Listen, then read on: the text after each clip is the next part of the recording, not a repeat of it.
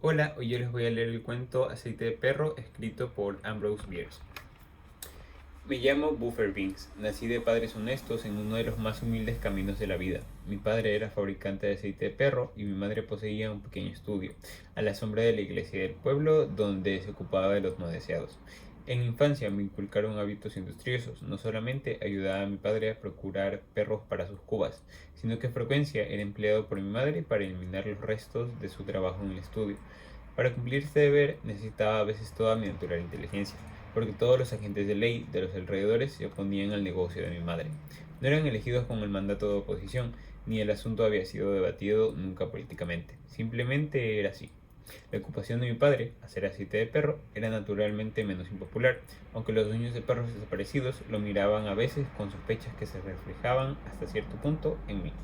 Mi padre tenía como socios silenciosos a dos de los médicos del pueblo, que rara vez escribían una receta sin agregar lo que les gustaba designar oil can. Es realmente la medicina más valiosa que se conoce, pero la mayoría de las personas es reacia a realizar sacrificios personales para los que sufren, y era evidente que muchos de los perros más gordos del pueblo tenían prohibido jugar conmigo, hecho que afligió mi joven sensibilidad y en una ocasión estuvo a punto de ser de mí un pirata.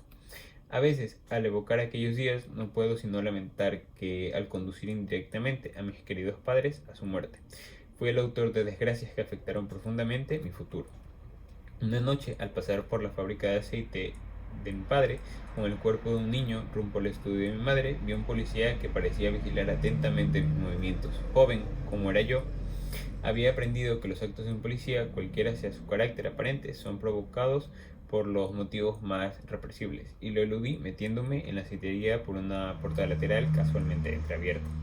Cerré enseguida y quedé a solas con mi muerto. Mi padre se había retirado. La única luz del lugar venía de la hornalla, que ardía con un rojo rico y profundo bajo uno de los calderos, arrojando rubicundos reflejos sobre las paredes.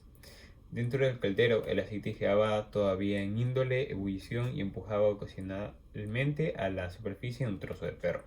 Me senté a esperar que el policía se fuera, el cuerpo desnudo del niño en mis rodillas, y le acaricié tiernamente el pelo corto y sedoso. Ah, qué guapo era. Ya a esa temprana edad me gustaban apasionadamente los niños, y mientras miraba al querubín, casi deseaba en mi corazón que la pequeña herida roja de su pecho, la obra de mi querida madre, no hubiese sido mortal. Era mi costumbre arrojar los niños al río que la naturaleza había provisto sabiamente para ese fin. Pero esa noche no me atreví a salir de la aceitería por temor a la gente. Después de todo, me dije, no puede importar mucho que lo ponga en el caldero.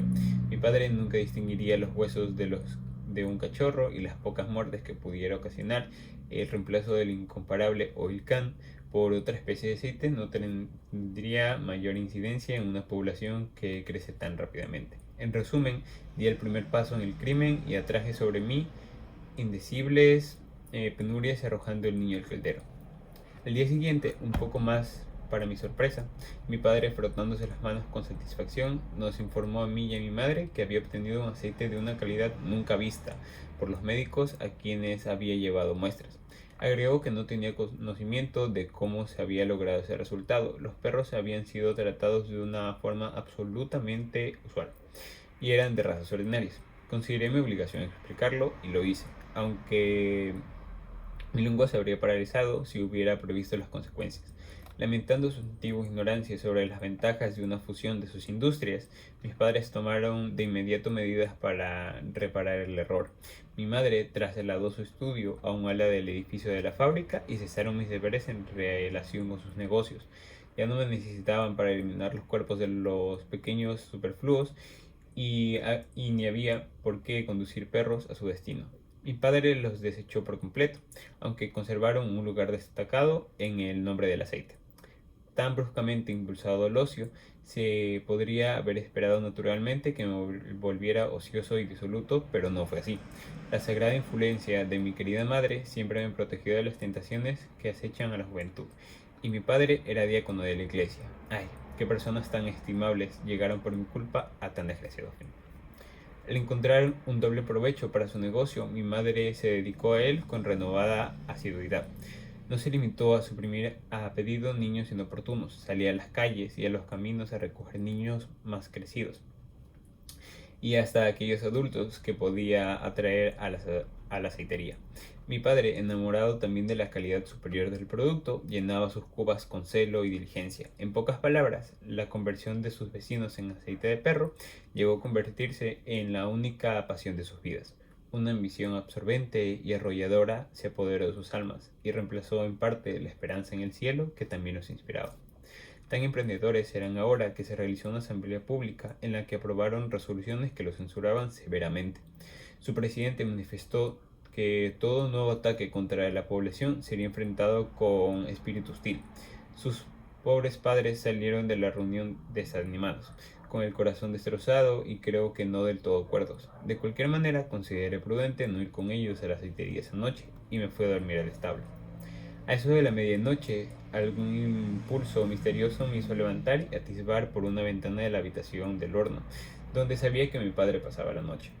El fuego ardía tan vivamente como si se esperara una abundante cosecha para mañana. Uno de los enormes calderos burbujeaba lentamente con un misterioso aire contenido, como tomándose su tiempo para dejar suelta toda su energía. Mi padre no estaba acostado. Se había levantado en ropas de dormir y estaba haciendo un nudo en una fuerte soga. Por las miradas que echaba a la puerta del dormitorio de mi madre, deduje con sobrado acierto sus propósitos. Inmóvil y sin habla por el terror, nada pude hacer para evitar o advertir. De pronto se abrió la puerta del cuarto de mi madre silenciosamente, y los dos, aparentemente sorprendidos, se enfrentaron. También ella estaba en ropas de noche y tenía en la mano derecha la herramienta de su oficio, una aguja de hoja alargada. Tampoco ella había sido capaz de negarse el último lucro que le permitía la poca amistosa actitud de los vecinos y mi ausencia. Por un instante se miraron con furia a los ojos y luego saltaron juntos con ira indescriptible. Luchaban alrededor de la habitación, maldiciendo el hombre, la mujer chillando, ambos peleando como demonios.